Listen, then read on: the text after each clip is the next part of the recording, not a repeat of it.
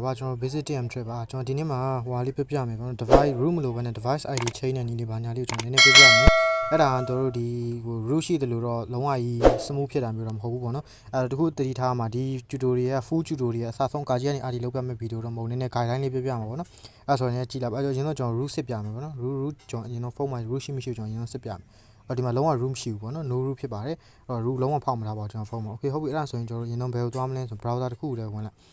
Chrome လေးရကြိုက်တဲ့ထဲဝင်နော်ကြိုက်တဲ့ထဲဝင်ကျွန်တော် Chrome နဲ့ပဲဝင်လိုက်ဝင်ပြီးတော့အချိန်ဒီမှာဘာကိုရိုက်ရှာမလဲဆိုတော့ကျွန်တော်ခုရိုက်ရှာတယ်လို့လေးရိုက်ရှာလိုက်ပေါ့နော်အဲ့တော့ KATAN နဲ့ Katna ပေါ့နော် official OF ဒီမှာ official ဒီမှာကျွန်တော်ရိုက်ပြီးသားရှိလို့ဒီမှာပေါ်နေလားဒီမှာ official get ဒီကောင်လေးဒီလိုလေးရိုက်ရှာလိုက်နော် okay အဲ့ကောင်လေးရိုက်ရှာပြီးလို့ချင်းအဲ့ကောင်နှိပ်လိုက်နှိပ်ပြီးတော့ပထမဆုံးပေါ်လာတဲ့ဒီမှာ website လေးတွေ့လားနော် get website လေးအမှ user ပေါ့နော်ဒီ user ဟာလေးဝင်လိုက်နော်တော့ဒီမှာ user location ကတော့ဒီမှာ China လို့ပြောတယ်okay ပါ anyway အဲ့ဒါအကိစ္စမရှိဘူးเนาะအဲ့တော့ကျွန်တော်ဘာကိုတောင်းပါလဲဆိုလို့ရှိရင်ဒီ matter ဒီကောင်လေးကိုတောင်းပါเนาะ okay matter လေးကိုတောင်းပါဖြစ်တဲ့အဲ့ matter ကိုနှိပ်လိုက် matter နှိပ်ပြီးသွားလို့ရှိရင်ကျွန်တော်ဒီအပေါ်ဆွဲတင်တယ်အဲ့တစ်ခါလေးမှဒီ download လုပ်တဲ့နေမှာ VPN လိုတယ်ဗျာเนาะချက်ချင်း file တန်းတောင်းမသွားတာတည်းရှိအဲ့ဆိုလို့ရှိရင် phone VPN ခံထားလိုက်ဘာ location နေနေရတယ် site phone မဲ့ခံကြိုးကိုကြိုက်တဲ့ VPN ခံလိုက်ပါ okay ဒီကောင်လေးကိုနှိပ်လိုက်နော်အမှ latest ဆိုတဲ့ကောင် okay အမှ10တက်ပါအဲ့မှာ support ဆွဲတင်မယ်ဒီမှာကျွန်တော်ဒီနေရာမှာပြောစရာတခုရှိတယ်အဲ့တော့ဒီ ARM64 bit ကိုသုံးမယ်ဆိုလို့ရှိရင်တော့ဒါမိတ်ဆွေတို့ဖုန်းကဒီဖုန်းက64 bit နဲ့အဆင်ပြေမှာပေါ့ဒါပေမဲ့နောက်ပိုင်းဖုန်းတွေတော်တော်များများတော့64 bit တွေပဲပေါ့နော်အဲ့တော့အဲ့လိုမဟုတ်ဘူးမိတ်ဆွေတို့ဖုန်းကနည်းနည်းဖုန်း version နေတဲ့ဟာမှာသုံးမယ်ဆိုတော့ဒီအောက်က universal release ဆိုတဲ့ကောင်တောင်းဒီ universal release ကိုတောင်းမယ်ဆိုရင်ဖုန်းအနေမဲ့ဖြစ်ဖြစ်အမြင့်မဲ့ဖြစ်ဖြစ်မှာသွားပြီးတော့သုံးလို့ရမယ်ပေါ့နော်အဲ့တော့ဒီမှာဘာလုပ်တာတုံးဆိုလို့ရှိရင်သူကဒီအခုlast week ပေါ့နော်လွန်ခဲ့တဲ့အပတ်က upgrade ပေးထားတာတော့ဘာကို upgrade ပေးထားအောင်ဆိုဒီခုနောက်ဆုံးထွက်ထားတဲ့ Android 16တွေပါရင်းနဲ့သူကပို့ပြီးတော့သုံးလို့အဆင်ပြေအောင်လို့ဆိုပြီး target ထားပြီးတော့ဒီကောင် upgrade ပေးထားပါတော့အဲဒါကြောင့်မလို့မေးစီလိုဖုန်းကဖုန်းအနေမိုင်းနေ Android version အနေမိုင်းဆိုအောက်က universal ဆိုတဲ့ကောင်တောင်းပါနော်အဲဒါကလည်းအဲ့လိုမျိုးဖုန်းကအမြင့်64 bit ဆိုရင်တော့ဒီကောင်တောင်းအဲ့ဆိုအဲ့ဒီကောင်တောင်းလိုက်နော်တောင်းပြီးနှိပ်လိုက်လေဆိုတော့ဒီမှာ download တိုင်ရတော့ပေါ်လာပြီမယ်ကျွန်တော်ကတော့ဒီမှာ VPN ခံထားတဲ့ပေါ်မလာဘူးเนาะအဲ့မှလို့လို့ရှင် download ကိုနှိပ်လိုက်ဒါရသွားပြီပေါ့နော်ဒါပဲ download လုပ်တာပေါ့အဲ့မခတ်ဘူးเนาะအဲ့ download အဲ့တော့တခုရှိတာဒီ ARM64 bit တို့ဒီ32ပဲဘယ်လိုကြည့်ရမလဲဆိုတော့မိတ်ဆွေဒီ device info ထဲဝင်လိုက်အဲ့တော့ device info ကလည်းဒီမှာ pro version မြန်เนาะဒါကျွန်တော်ဟိုဖြစ်ပေမဲ့တော့ channel မှာတင်ပေးထားမယ်เนาะဒီမှာ pro version ကျွန်တော်ကိုယ် cracking လောက်ထားတာပါ AD ရမှုပါเนาะဒါကြီးလို့မဟုတ် okay အဲ့တော့ဒီမှာ system နဲ့ဝင်လိုက်တရုတ်ဒီမှာဝင်ကြည့်လို့ရပါဗောနော် okay ရပဲ CPU ထဲဝင်လာ sorry ဒီမှာဆိုရင်တွေ့လားဒီမှာဆိုရင်ဒီမှာ support ဆိုတာဒီမှာတွေ့လားဒီမှာကျွန်တော်ဆိုလို့ရှိရင်ဒီမှာ64 bit လည်းရတယ်ဟို V7 ကြီးလည်းရတယ်ဆိုတော့ဒါကျွန်တော် version software တွေက version အဟောင်းပဲဖြစ်ဖြစ်အနှိမ့်ပဲဖြစ်ဖြစ်ဒါသုံးလို့ရတယ်ဗောနော်ဆိုလိုတာဗျ32 bit ပဲဖြစ်ဖြစ်64 bit သုံးလို့ရတယ်တကယ်လို့မိတ်ဆွေဖုန်းမှာဒီ device info မှာစစ်ကြည့်လိုက်လို့ဒီ ARM64 bit မပါဘဲနဲ့ဒီအောက်ကနောက်ကဒီ7A တကူလဲဆိုတော့ခုနကတော့ download နဲ့မှာ universal ဆိုတဲ့ကောင်တောင်း okay အဲ့ဒါဆိုရင်ရပြီဗောနော်ပြီးသွားရင်အဲ့ဆိုရင်ကျွန်တော် download လိုက်လို့ရှိရင်ဒီ update ထွက်လာလိမ့်မယ်နော်ဒီ update ကိုမိတ်ဆွေအနေနဲ့ install တင်လိုက် MetaWolf လို့မြည်ရတယ်ဗောနော် okay အဲ့ဒါဆိုရင်တော့မိတ်ဆွေဒီမှာ setting နဲ့ကိုသွားလိုက် setting နဲ့ကိုဒီမှာတွေ့တာ setting tab လေးပါနော်အဲ့ setting နဲ့ကိုသွားလိုက်ပြီးသွားလို့ရှိရင်မိတ်ဆွေဒီမှာအဓိကနေရာမှာဒီမှာ device info spoofing ဆိုတဲ့နေရာမှာဒီမှာကိုယ့် phone model အတိုင်းပေါ်နေလိမ့်မယ်ဒီမှာကျွန်တော် phone Redmi ဖြစ်တဲ့အတွက် Redmi ဒီမှာ model ပေါ့ device model ပေါ်နေလိမ့်မယ်နော် okay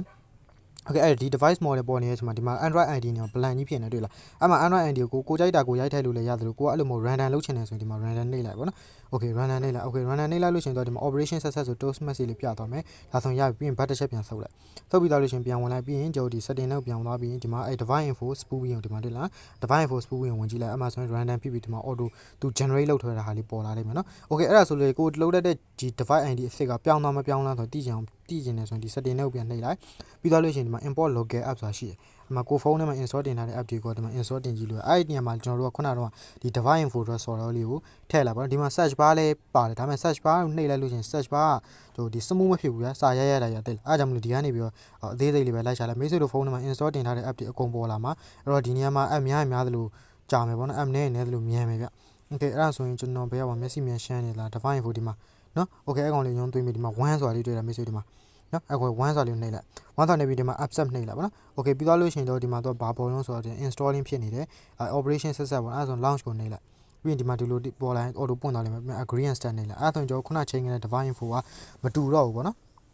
device info အသစ်ဖြစ်သွားလိမ့်မယ် grand down ရင်ဒီမှာအလောင်းပေးလိုက်နော် CPU ထဲပြန်ဝင်ကြည့်လိုက် sorry ဒီမှာ system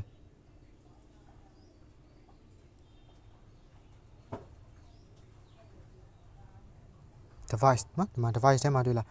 ဒီမှာပြောင်းသွားပြီပေါ့နော် Android ကိုမေးဆွေတို့ဒီဖုန်း home မှာရှိခဲ့တဲ့ device အနေနဲ့မတူတော့ဘူးဗျာနော်ဒီမှာ 5U ဆိုပြီးပြောင်းသွားပါပြီဒါတွေအကုန်လုံးက fake info တွေဖြစ်သွားပြီပေါ့နော်ဒါတွေအကုန်လုံး information အတုတွေဖြစ်သွားပါပြီ okay အဲ့ဒါဆိုလို့ရှိရင်ဒါပြောင်းတယ်ပေါ့နော်အဲ့တော့ဒီ home မှာရှိတဲ့ဒီမှာဒီ device info တွေကနေပြီးတော့ဝင်ကြည့်နော်အဲ့ရ device info နဲ့မတူတာတွေ့ရလိမ့်မယ်နော် okay အဲ့ဒါဆိုရင်အဲ့ထက်ပြန်ဝင်လာမှာဒါဘူးတဲ့ okay ပြီးသွားလို့ရှိရင်ကျွန်တော်တို့ကထုံးစံနိုင်မယ်ကျွန်တော်တို့က FAQ ဘိုင်းဘက်လုပ်ချင်တာမလားအဲ့တော့ FAQ ဘိုင်းဘက်လုပ်ချင်တာဖြစ်တဲ့အတွက်ကြောင့်မို့ဒါမှမဟုတ် FAQ ဘိုင်းဘက်ဒါမှမဟုတ်လို့ရှိရင်ကျွန်တော်ဒီ TikTok ရိုး TikTok ဒီ test တွေယူချင်တာပေါ့ FAQ မိနေ test ယူချင်တာမျိုးဆိုလို့ရှိရင်ထုံးစံတိုင်းပဲဒီ import local app ကိုနှိပ်လိုက်အဲ့ဒါမိတ်ဆွေတို့ကဘာလုပ်ထားရမလဲဆိုလို့ရှိရင်ဒီ sync card တွေပါတွေဖြုတ်ထားမယ်ဒီဖုန်း data တိုင်းတွေတို့ region တွေတို့ဂျပန်ထားထားမယ်ဆိုပို့ပြီးအဆင်ပြေတယ်ဒီနေရာမှာကျွန်တော်တို့ထုံးစံနဲ့ဘာထည့်မလဲ TikTok ထည့်လိုက်ပေါ့ဗျာ TikTok ထည့်ပြီးမိတ်ဆွေတို့အကောင့် VPN ခံပြီးဝင်လိုက်ဒါဆိုလို့ရှိရင်မိတ်ဆွေတို့ဒီပေါ့နော်FAQ မိနေတာ device အင်ဒီချိန်ပြီးသားမှာဝင်လိုက်တာဖြစ်တဲ့အတွက်ကြောင့်မို့လို့ဒါလုံးဝဟို FAQ လွတ်သွားမယ်ပေါ့နော်အဲ့ဒါလေးဖြစ်ပါတယ်အဲ့တော့ကျွန်တော်ဒီထဲမှာတော့ကျွန်တော်မျက်စိရှမ်းလို့လားမပါတာလားတော့မသိဘူးဗျဒီမှာဟိုမဖြစ်ဘူးဗျာနော်မတွေ့ဘူးဖြစ်နေတော့sorry ဟုတ်တယ် TikTok ကိုမတွေ့ဘူးနော်TikTok မတွေ့ပါဘူးအဲ့ဒါဆိုလို့ရှိရင်ကျွန်တော်တို့ကဘယ်လိုတုံးဆိုတော့ဟို APK format တွေနဲ့ဖြစ်လိမ့်မယ်နော် APKS file တွေနဲ့ဖြစ်လိမ့်မယ်ဗျာနော်အဲ့ဒါဆိုလို့ရှိရင်မိတ်ဆွေတို့ဘယ်ကိုသွားမလဲဆိုတော့ကျွန်တော်ပြမယ်ဟုတ်ပြီအဲ့ဒါဆိုရင်ကျွန်တော်တို့ဒီမှာဒီကောင်လေးကိုနှိပ်လိုက်ပါနော်ဒီကောင်လေးကိုနှိပ်လိုက် install VIA file explorer ဆိုတဲ့ကောင်လေးနှိပ်လိုက်နှိပ်ပြီးတော့ချင်းကျွန်တော် TikTok တွေကကျွန်တော်တို့ APKS format နဲ့ထွက်တာအဲ့အရာကြီးလည်းမိတ်ဆွေအနေနဲ့ APKS တွေဆိုတာဘာ APK ဆိုတာဘာဆိုမိတ်ဆွေရင်းနှီးမယ်လို့ထင်တယ်ပေါ့နော်ကျွန်တော် channel ကကြည့်တဲ့သူဆိုလို့ရှိရင်အဲ့တော့ဒီကောင်လေးနှိပ်လိုက်နှိပ်ပြီးတော့ကျွန်တော်ဒီမှာsplit APKS ဆိုတဲ့ကောင်နှိပ်ပြီးတော့ဒီနေရာမှာ TikTok ကိုကျွန်တော်တို့ကယူလိုက်ပေါ့နော်အဲ့ဒါကိုဘယ်လိုယူရမလဲဆိုတော့ကျွန်တော်ပြပြမယ်အရင်ဆုံးမိတ်ဆွေဖုန်းထဲမှာ MD manager ရှိလိမ့်မယ်ပေါ့နော်ကျွန်တော် channel အားပေးရတဲ့သူတွေဆိုလို့ရှိရင်တည်တယ် MD manager ရှိလိမ့်မယ်အဲ့တော့ MD manager ရှိတယ်လို့ကျွန်တော်လက်ခံလိုက်မယ်ပေါ့နော် MD manager မရှိဘူးဆိုလို့ကျွန်တော်ပေးထားပါမယ်ပေါ့နော်ဟုတ်ပါပြီ okay အဲ့တော့ MD ရဲ့ဝင်လိုက်ဗျာဝင်ပြီးတော့ကျွန်တော်မိတ်ဆွေဒီဖုန်းထဲမှာဒီမှာ install တင်ထား TikTok ရှိတယ်မလားဒီမှာ TikTok နော်အဲ့ဒါဆိုရင်ကျွန်တော်ဒီမှာဆိုရင်ဒီ TikTok ဆိုလို့ရှိရင်ဒါကျွန်တော်တို့ Play Store ဒေါင်းလိုက် TikTok အဲ့ကောင်ကိုမိတ်ဆွေတို့နေဟိုထဲမှာ import လုပ်ချင်တယ်မလားရတယ်ကိစ္စမဲ့ MD ထဲဝင်ပြီးတော့ကျွန်တော်ဒီမှာမင်းသုံးချောင်းနှိပ်ပြီးတော့ sorry sign in key မဟုတ် sorry extract APK ကိုနှိပ်ပြီးတော့ဒီမှာ TikTok ရိုက်ရှာလိုက်အဲ့မှာကျွန်တော်ခုနကတော့ဒီမှာတွေ့လိုက်ဒီမှာ split APK ဆိုတာဒါကိုပြောတာတွေ့လားတော့ဒီမှာတော့ APKS format တွေထွက်တယ်အဲ့ကောင်မိတ်ဆွေအနေနဲ့ဆွဲယူလိုက်အဲ့ဆွဲယူလိုက် copy ရင်းလုပ်နေမယ်နော်အဲ့ copy ရင်းလုပ်နေမယ်ဆိုခဏစောင့်လိုက်ဒီကောင်လေးဆွဲယူလိုက်နော်ဆွဲယူပြီးသွားလို့ရှိရင်locate ကိုနှိပ်မယ်ပေါ့နော်သူက app site ကနေနေကြည့်ရဖြစ်တဲ့တဲ့ဟိုဖြစ်နေဒီကတည်းကကျွန်တော်ဒီလောက်ဒီမပြောတော့ဘူးလို့လောက်တာဗျဘာလို့ဆို phone storage ကတားပြနေမှာ locate ကိုနှိပ်လိုက်အဲ့ဆိုရင်သူ့ရဲ့ folder ဘယ်ကိုရောက်သွားမလဲဆိုမိတ်ဆွေဒီမှာကြည့်လိုက်နော်ဒီမှာ APK ဆို TikTok ရောက်အဲ့မှာသူ့ရဲ့ဒီမှာ file လမ်းကြောင်းတွေ့လားဒီမှာ MD2 APKS ဆိုတဲ့ထဲမှာရောက်သွားတွေ့လားနော် okay အဲ့ MD2 APKS ကိုကျွန်တော်တို့သွားယူမယ်ဆိုခုနကတော့ Matterbook ထဲကိုပြန်ဝင်လိုက်ဝင်ပြီးတော့ရှင်ဒီ setting ထဲကိုပြန်ပြီးရင် install